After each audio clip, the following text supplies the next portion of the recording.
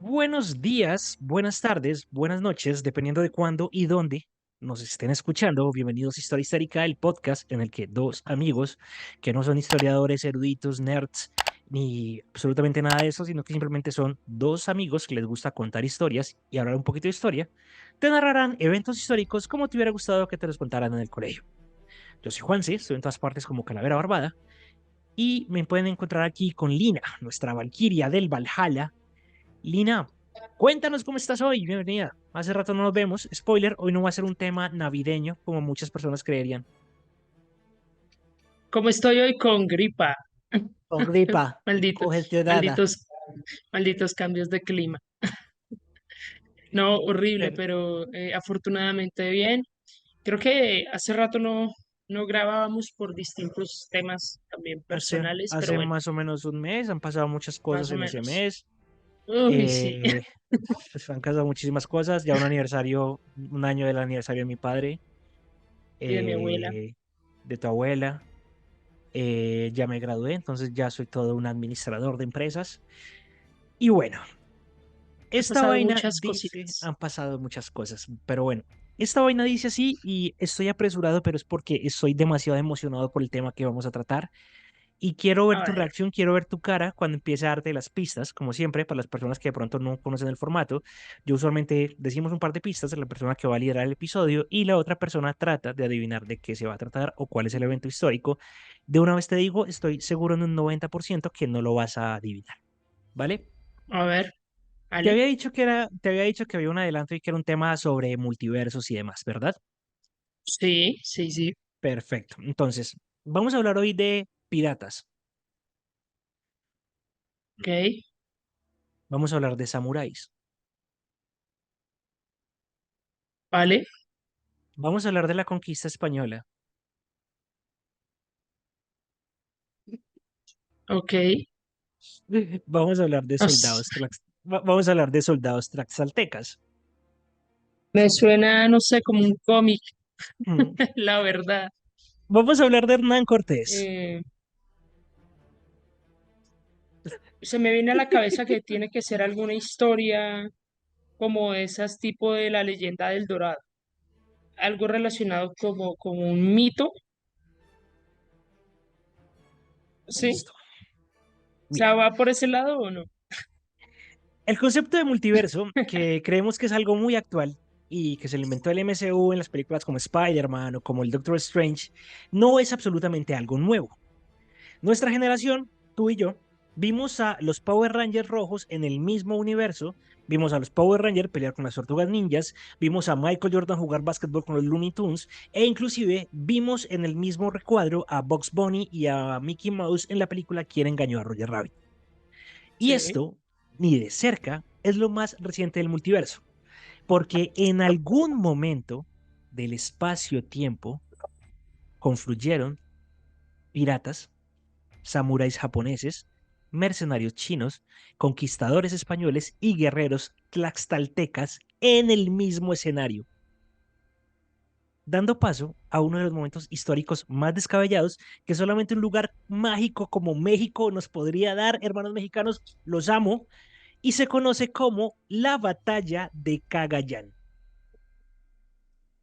¿Has escuchado hablar de esto? no, Perfecto, nunca. O sea, me van a listo. ver en silencio en este capítulo porque no tengo ni idea qué se trata. Bueno, pero vamos acá por partes. Spoiler, amigos mexicanos, por favor, si digo mal algún nombre, disclaimer, perdón, no spoiler, disclaimer, ustedes ya saben, si digo mal algún nombre, perdón, básicamente ustedes son los únicos que mezclan una X, una C, una A, una T y una L, entonces a veces es complejo pronunciar sus nombres, inclusive para ustedes, más para un extranjero que suele confundir las letras cuando las lees. Pero bueno. Desde la llegada al territorio mexicano y después de haber fundado Veracruz, Hernán Cortés de Monroy y Pizarro Altamirano tuvieron la fortuna de que su primer contacto en son de paz fue con los totonacas de Zempoala y su rey Xicomecuatl, o el cacique gordo. Digámosle el cacique gordo para no complicarnos. Sí, Este man se hizo muy parcero de Cortés y entonces el man básicamente lo que le dijo es pilas con esta gente, pilas con los de allá. cuídese de estos, a estos no les crea, con estos puede hacer negocios. Y entonces ahí fue cuando el gordo, el cacique gordo, le dijo con quién podía hacer buenas amistades. Entre ellos, los tlaxtaltecas, que eran grandes guerreros, pero también eran personas muy buenos vecinos, eran muy leales y esto le iba a servir para mucho más adelante. Ok, ¿Listo? Entonces, el cacique gordo, Xicomecuatl, envió a un grupo de embajadores para acompañar a Cortés para presentárselo directamente al emperador tlaxtalteca Xicotencatl y a su hijo Xicotencatl, se llaman igual, sí, a su hijo ok. Xicotencatl Axayacatzin, padre e hijo de ¿Cómo? los emperadores. Xicotencatl Axayacatzin. Perdón mi pronunciación de Vale. mierda, lo siento. Esta No, me gente eran los ganaste, o que sea, me ganaste con lo del alemán, literal, o sea, no se sabe quién está peor. yo tengo explicación. Y entonces, claramente, esta gente era pues como los duros directamente de los tlaxcaltecas. Cortés ya estaba enterado, se hicieron muy amigos. Los indígenas creían que Cortés era un dios y Sí, pues básicamente eh, y por eso fue que lo trataron tan bien, todo este tema, toda la cosa, ¿vale? todo lo que ya sabemos. Todo lo que ya sabemos, exacto. Y aparte de eso, los tlaxcaltecas habían perdido un territorio que se llama Cholula. Cortés recuperó Cholula y se lo entregó a los tlaxcaltecas. Y obligó a la gente que había capturado en Cholula a que le pidiera perdón a Xicotencatl. Entonces acá se formó ese vínculo gigante entre españoles y tlaxcaltecas. ¿Listo? Esto es como un Vale, poquito de sí. background, ¿vale? 1521. Fernando de Magallanes, explorador portugués al servicio de la corona española. Este man llegó a lo que se conocía como las Filipinas y reclamó un archipiélago para la corona española bajo el nombre de las Indias Orientales Españolas. Y dejó gente aquí para que poblara este lugar, para que oficialmente este lugar fuera un lugar de la corona española. Llego a un lugar, lo descubro, dejo mi gente, ¡pum! Es mío. Hoy día es ilegal, parece que en 1521 no lo era.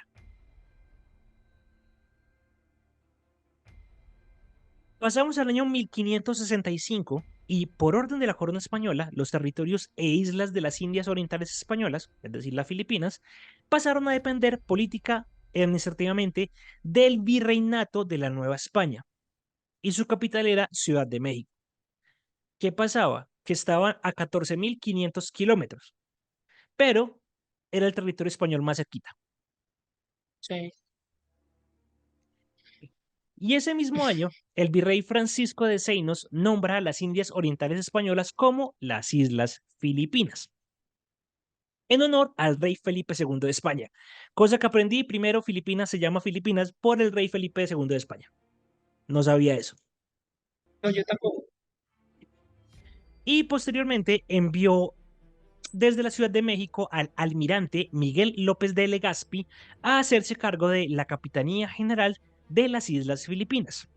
Este man llega, López de Legazpi, Ok, funda la ciudad de Cebú y este es el primer asentamiento español en la isla de Cebú.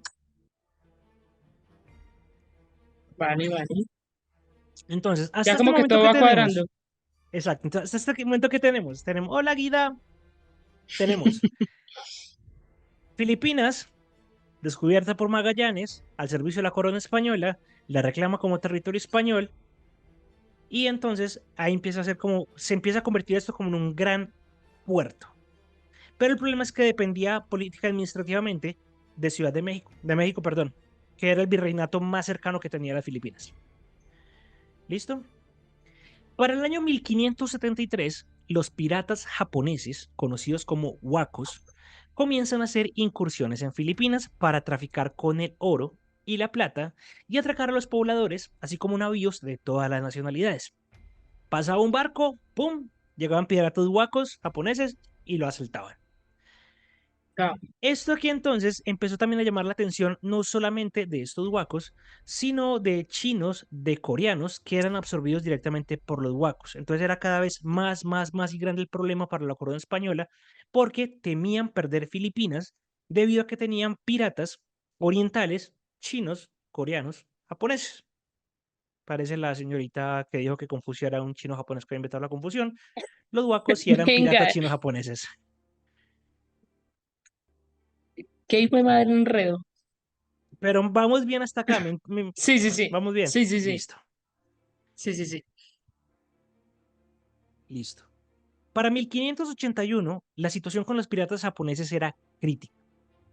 Para este momento, el gobernador de las Filipinas, el general Gonzalo Ronquillo de Peñalosa, escribe una carta al rey Felipe II y al virrey Lorenzo Suárez de Mendoza y Jiménez, conde de La Coruña, en donde le dice de la extrema belicosidad de los huacos. Le dice que estos piratas tienen asoladas las Filipinas, que son desalmados y crueles, y que traen entre sus filas a piratas coreanos, chinos y malayos bajo su mando. Ok, En esta sí. carta, entonces, el gobernador Ronquillo de Peñalosa también le explica al rey que al frente de los huacos está un desalmado asesino de nombre Taifusu, quien ya tiene controlada la región de Cagayán, en el norte de las Islas de Luzón, con riesgo para la corona de perder toda esta región. Le dice, sumado a todo esto, le dice que los portugueses están armando a los piratas y entonces acá fue cuando ya le dijeron como listo. Y aparte de eso, le informó que Taifusu tenía entre sus bucaneros a un batallón completo de samuráis Ronin, lo que lo hacía sumamente peligroso. Los Ronin son los samuráis que por algún motivo entraron en desgracia. Entonces vienen siendo como un samurái que se rige bajo el código samurái, pero no tiene ningún tipo de amo, dueño y señor. Pero igual son Ujú. manes supremamente tesos, eran manes supremamente tesos en las artes marciales, en el uso de las katanas, en el manejo de armas y demás. Ok, sí. Entonces, claramente, el rey Felipe se asustó porque se dio cuenta que tenía entre manos un conflicto contra una armada que contaban con sus filas con piratas chinos, malayos, coreanos y samuráis japoneses. Y aquí entonces la respuesta del rey Felipe, como no se hizo esperar, le mandó la Armada Española, que entonces era la más poderosa, numerosa, temida y respetada del mundo, y envió al almirante Juan Pablo de Carrión frente a un grupo de galeones, galeras y buques cañoneros para recuperar la región de Cagayán y evitar que el pirata Taifusu continuara robándose el oro e invadiendo la región de las Filipinas. O sea que se armó la guerra. La chúpame el culo. Ok. La primera acción de guerra se llevó a cabo cuando el almirante Juan Pablo de Carrión y sus naves cruzaban el mar meridional de China con rumbo a Cebú, Filipinas, y de forma repentina fueron atacados a cañonazos por las naves piratas de Taifuso. Carrión ordena adelantar un cañonero para repeler el ataque y logra contener a los piratas, pero una de sus naves recibió un cañonazo. Nada de cuidado, pero de Carrión supo que era artillería portuguesa y entendió que efectivamente los portugueses estaban aliados con los piratas japoneses con la intención de quitarle las Filipinas a España.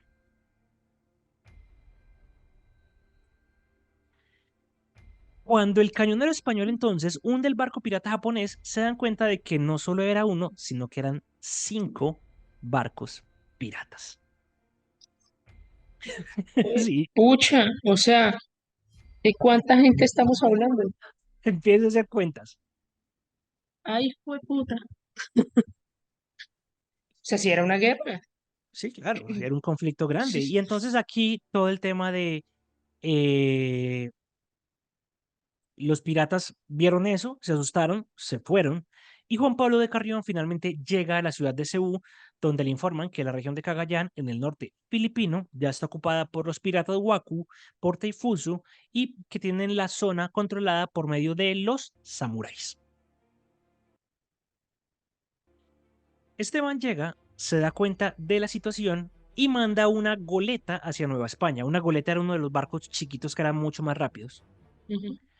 Sí. solicitándole refuerzos al virrey, diciéndole entonces que no tenía casi tropas para enviar a Filipinas, que todas las tropas reales estaban dispersas por el territorio de la Nueva España en labores de exploración y conquista, y que básicamente que necesitaba gente para poder retomar todo esto.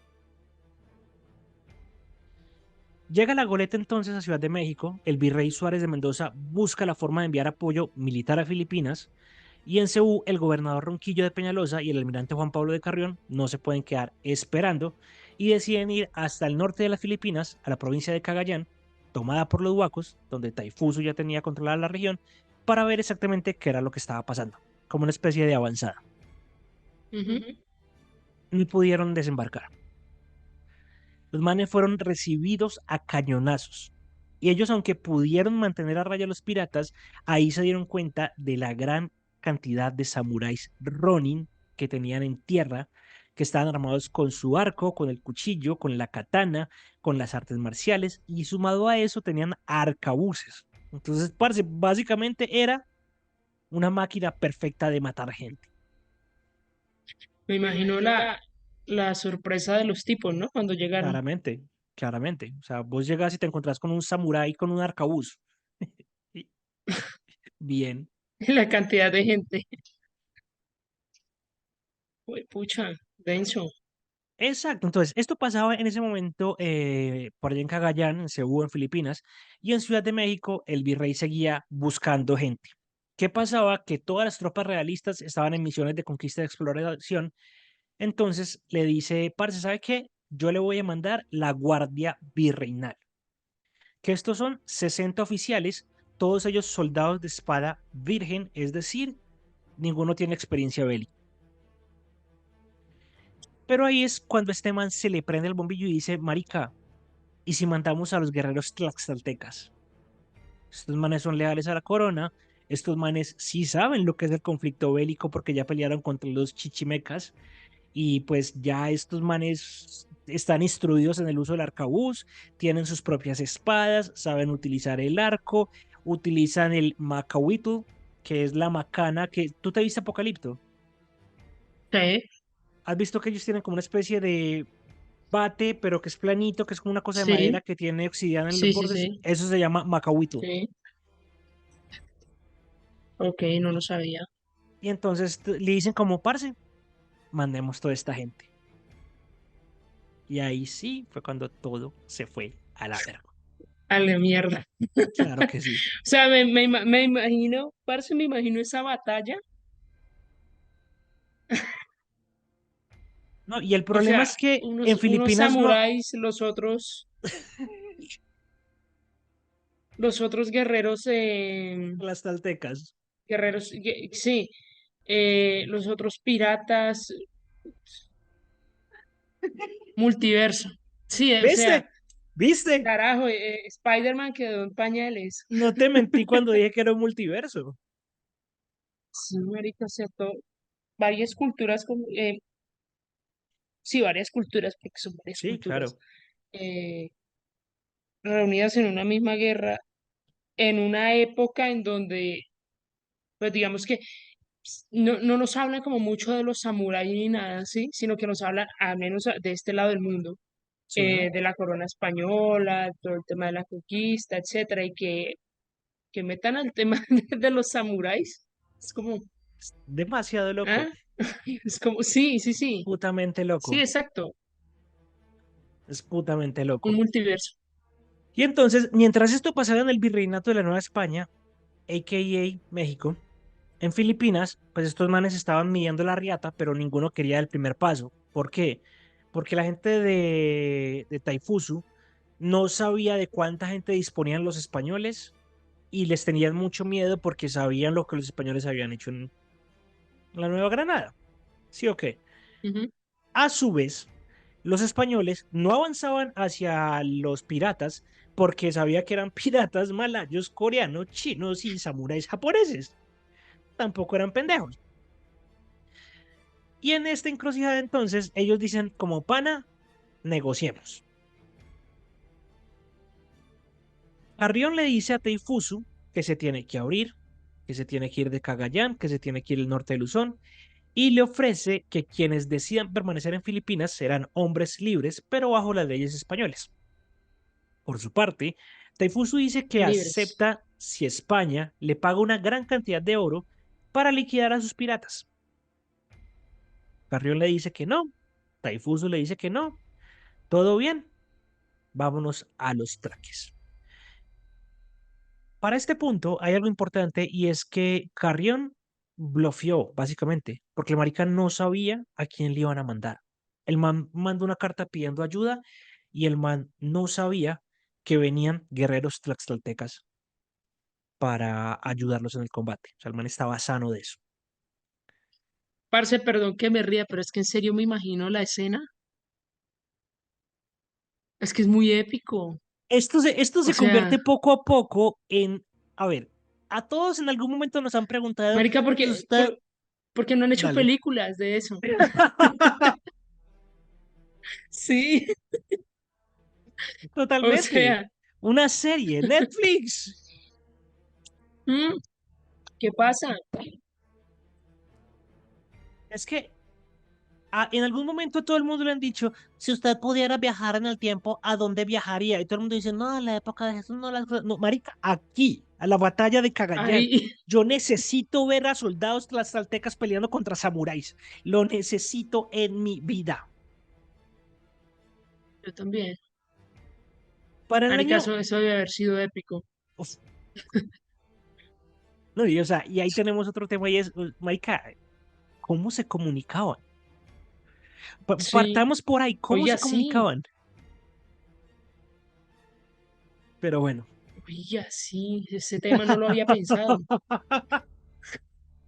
Increíble, No, definitivamente eso está para una serie, una película, no sé. Netflix, te totalmente, veo mal. totalmente.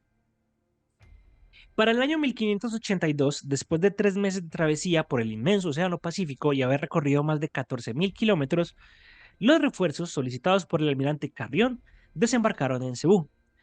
Habiendo zarpado desde Cihuatla, que actualmente sería Puerto Vallarta, pues lo más normal había sido haber zarpado desde el puerto de Acapulco, pero siempre estaba congestionado porque allá llegaban barcos chinos, entonces esta gente le tocó inclusive dar una vuelta mucho más grande. Desembarcan, son recibidos por el almirante Carrión. Este man trazó el plan de guerra para desalojar a los japoneses del norte de Filipinas, que además ya amenazaban al pirata Taifusu con extender los territorios invadidos, es decir, ya inclusive los samuráis se le estaban revelando a Taifusu, y este man tenía que frenar y expulsar de forma definitiva. Los japoneses ignoraban que había llegado ayuda para los españoles y sabían que su fuerza radicaba en su poderío naval más que en su ejército en tierra, por lo que se proponían avanzar para ocupar cada vez más territorio y terminar de invadir Filipinas por tierra.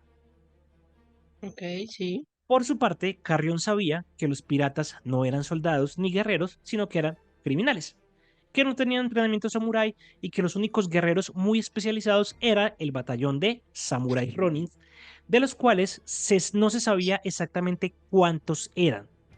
Se rumoraba que podrían ser entre 800 y 1000.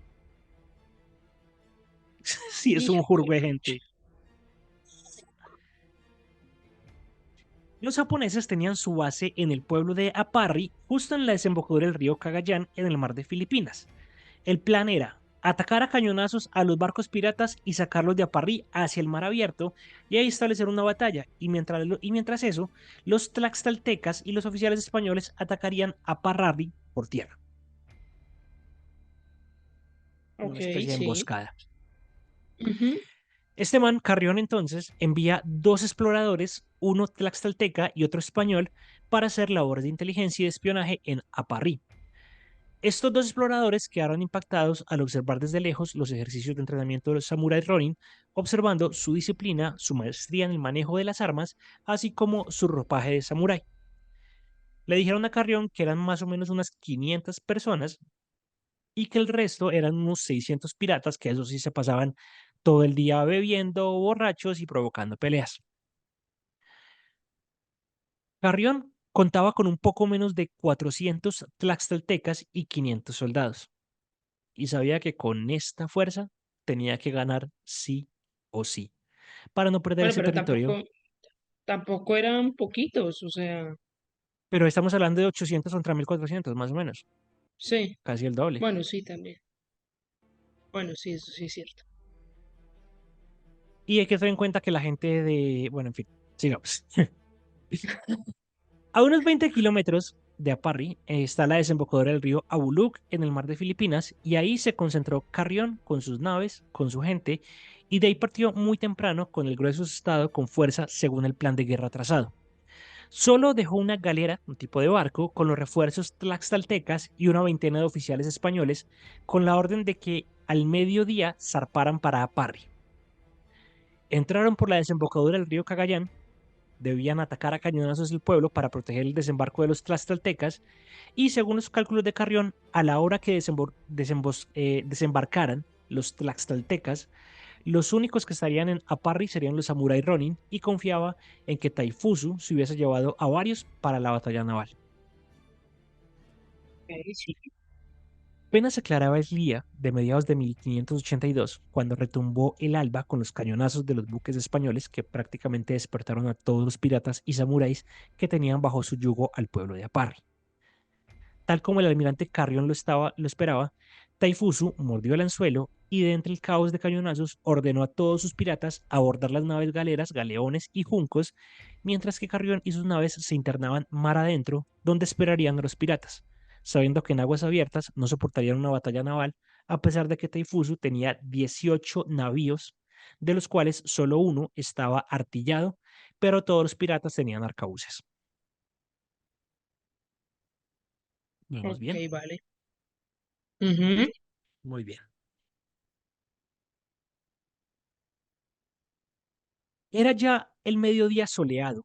En alta mar se desarrollaba una batalla entre la Armada Española y piratas japoneses y mercenarios orientales, y mientras en el pueblo de Aparri los samuráis Ronin se preguntaban qué estaría sucediendo en alta mar, cuando de pronto divisan una galera española justo enfrente del pueblo, entrando por la desembocadura del río Cagayán.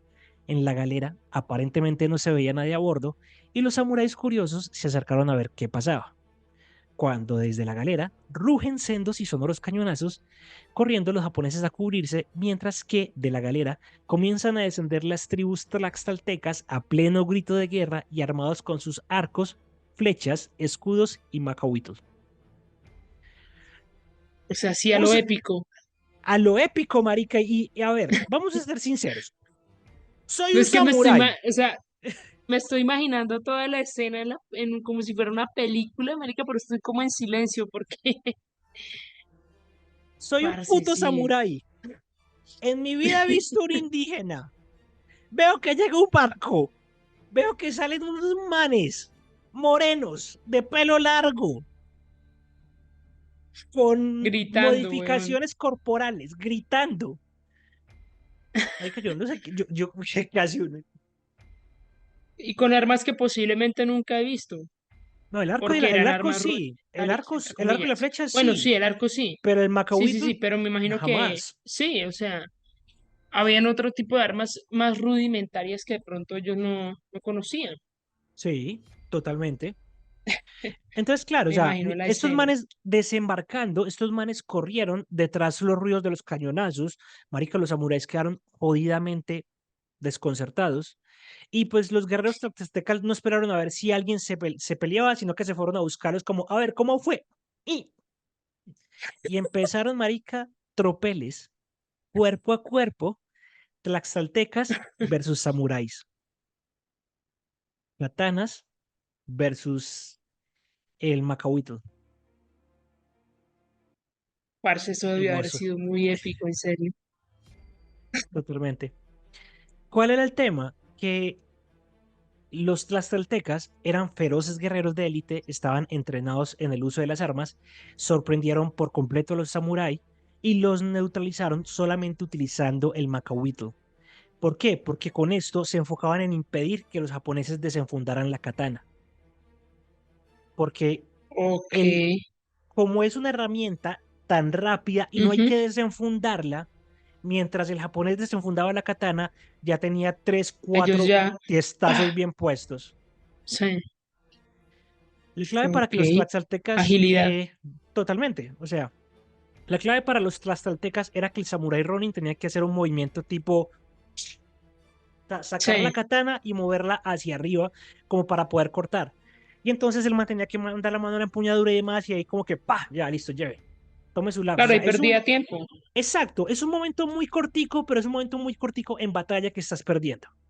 Entonces, mientras Ujú. mandas la mano para sacar tu katana, ya tienes dos, tres golpes encima. Ya, pa, pa, pa. Y aparte de eso, los guerreros tlaxcaltecas tenían el escudo. Entonces, si por algún motivo el japonés podía sacar la katana, tenían el escudo para impedirlo y llévelo. En la batalla naval en alta mar, la Armada Española hundió 15 juncos piratas y lograron el abordaje de la galera artillada, haciendo que el pirata Taifusu se rindiera, regresando a Parry con tres naves piratas con banderas blancas de rendición y el pirata Taifusu y el resto de su banda hechos prisioneros de guerra. Cuando llegan aquí entonces, el almirante Juan Pablo Carrión no da crédito a lo que veía ni a lo que encontraba. Ahí ante sus ojos estaban más de 400 samurái Ronin muertos en batalla, 150 samuráis Ronin hechos prisioneros de guerra y o heridos, y los oficiales españoles y los guerreros traxaltecas reportaron únicamente 15 muertos en combate.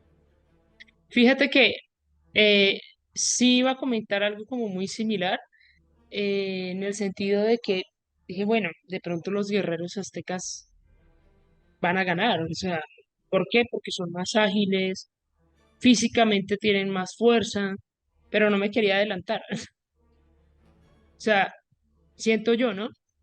Totalmente, Uno es más técnica y el otro es más fuerza, más cuerpo a cuerpo. totalmente. Y el uno es más disciplina, el otro es más Más, hágale que mi madres. Se le sale bien el latinoamericano. el aborigen. Esto Sí, marcó varios precedentes, entre ellos que Japón nunca más en ningún tiempo volviera a intentar invadir Filipinas. Lo segundo es que Filipinas siguió siendo parte del virreinato de la Nueva España hasta 1821, o sea, casi hasta después de la independencia de Colombia, bastante ujú, loco. Y pues mientras que en España todo lo recuperado de la batalla de Cagayán como katanas y armaduras de los samuráis Ronin son exhibidos orgullosamente en diferentes museos por toda España como parte de su historia, en México sucede lo contrario.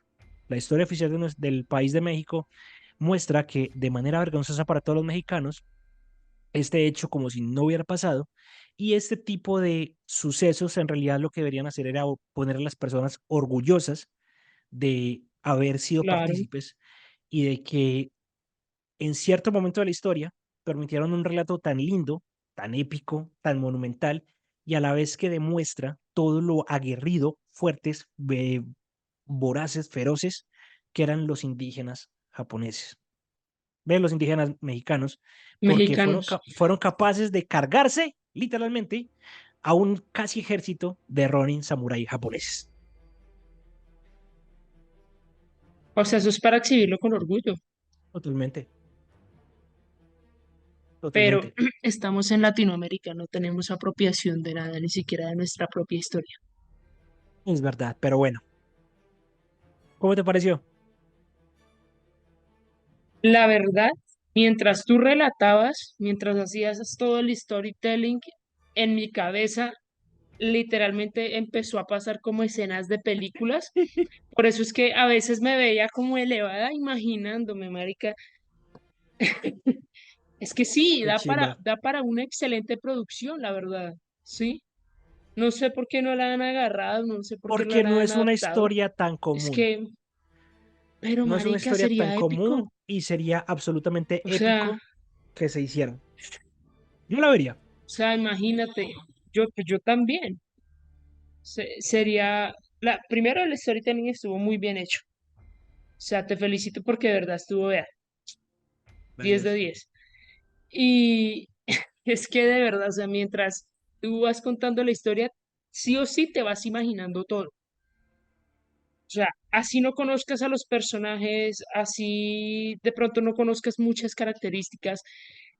Y parce, definitivamente a nosotros los latinoamericanos nos hace falta mucha apropiación de nuestra historia y de nuestra Absolutamente. historia aborigen, de nuestra historia indígena. No Absolutamente. hablo de 1960, no hablo de la de la historia parte actual. indígena de la que muchos todavía, exactamente, hablo de la que muchos todavía no se sienten orgullosos, ¿sí? Porque a nuestros indígenas les tocó comer mucha M, de la que sabemos. Pero bueno. Y, y bueno, Y bueno, Linis, mejor no tus hablemos redes de ahí porque sociales. me empieza a dar rabia. Tus redes sociales.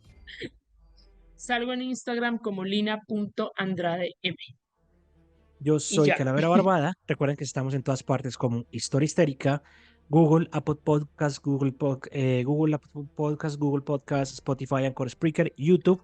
Suscríbanse, denle like, nos ayudan un montón. Síganos en todas partes y también recuerden que lo bonito de la historia es que nunca se termina.